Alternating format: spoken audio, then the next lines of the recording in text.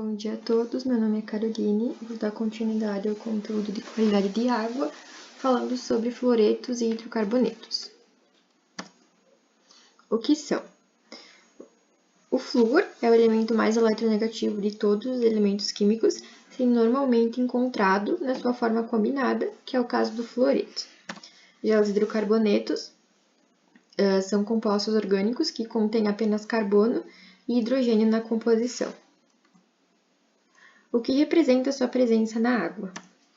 Os fluoretos, traços deles podem ser encontrados em águas naturais e concentrações elevadas podem ser encontradas em fontes subterrâneas, principalmente em locais onde existem minerais ricos em flúor, como depósitos geológicos marinhos.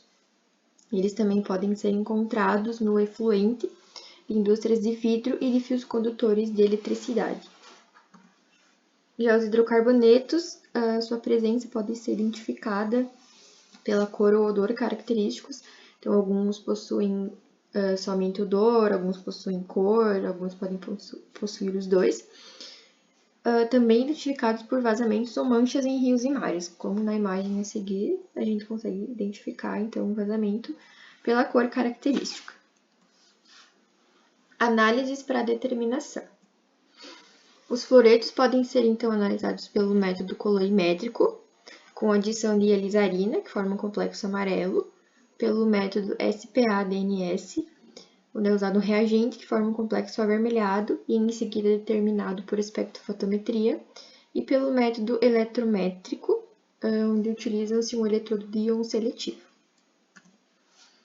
Os hidrocarbonetos vai depender do tipo de hidrocarboneto, mas geralmente a cromatografia é usada para determinar esses hidrocarbonetos. Então, ela pode ser gasosa acoplada a espectrofotometro de massa, com detector de ionização por chama, ou detector por fotoionização. Também pode ser utilizada a espectrofotometria. Benefícios e problemas. No caso dos fluoretos, o único benefício é a prevenção à cárie dentária, e o problema é justamente altas doses de flúor na água, que causa fluorose dentária, que é o mosqueamento do esmalte dos dentes. Então, os fluoretos geralmente não, né? Já foram dosados nas estações de tratamento de água para a prevenção da cárie. E os hidrocarbonetos não têm benefícios, né, reconhecidos, somente problemas que variam entre toxicidade, efeitos carcinogênicos e no sistema nervoso central. Também vai depender se a exposição, né, a esse composto foi aguda ou crônica. Tratamento para remoção de fluoretos pode ser, então, por adsorção com alumina ativada ou farinha de osso, precipitação utilizando cálcio, ou osmose reversa, que é um método de filtração avançada. Já para remoção de hidrocarbonetos, exclusivamente de benzeno, tolueno e xileno, podem ser utilizados processos físico-químicos, como arraste de ar ou adsorção em carvão ativado e degradação biológica, onde utilizam-se micro-organismos para fazer essa remoção, essa degradação. Na sequência, trouxe 3 artigos para exemplificar algumas discussões.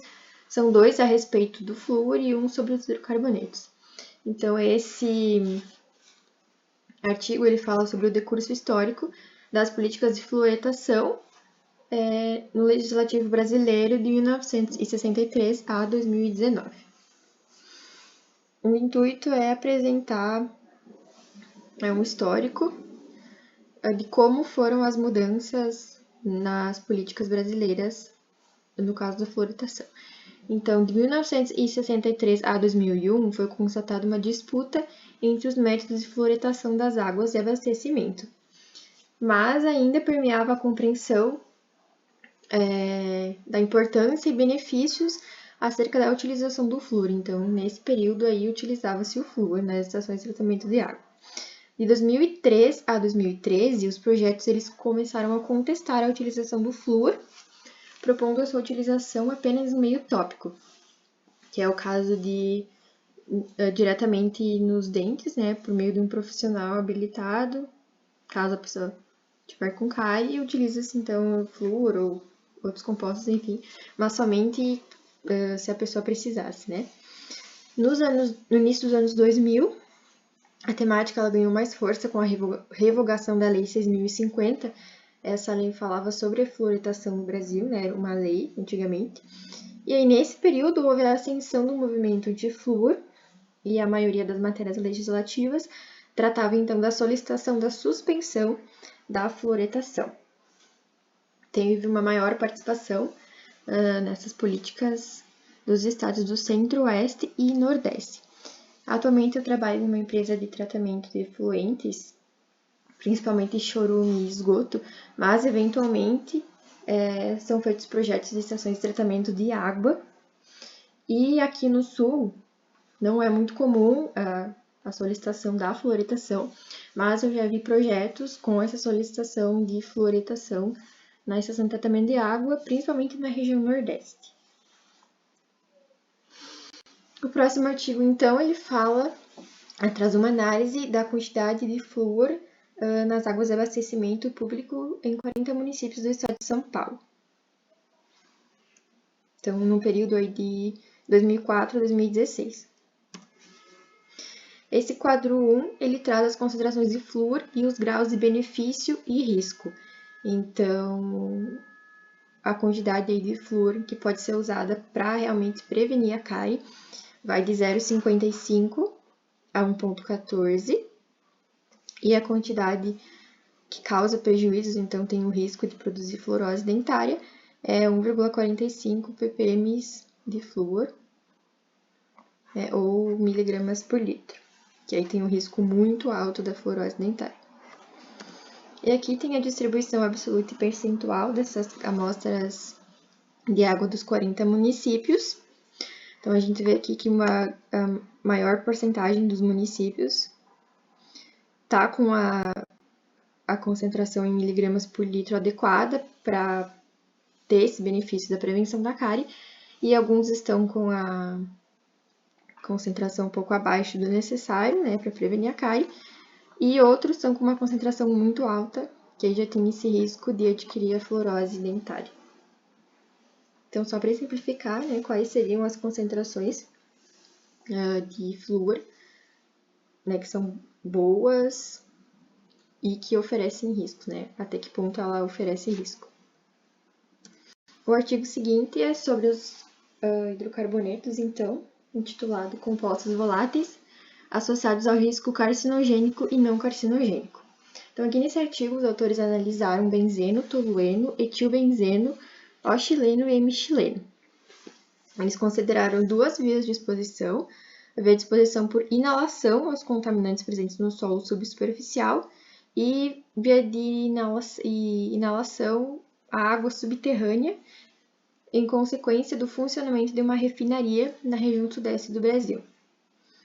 Então, eles concluíram que para a exposição à água subterrânea, não houve efeito carcinogênico e não carcinogênico para os compostos analisados por meio dessa via de inalação. Já para a exposição ao solo contaminado, eles verificaram que todos os elementos detectados apresentaram risco carcinogênico para ambas as condições analisadas. Então, nesse caso, eles analisaram um ambiente aberto e fechado e receptores, dois tipos, né, trabalhadores e comercial. Então, só para exemplificar também que além de a gente considerar a concentração de um composto, né, a concentração que ele oferece, a concentração, né, para a gente perceber o risco que ele oferece, a gente tem que considerar também a via de inalação, né, que a pessoa está se expondo, não somente, né, a concentração dele na água, por exemplo.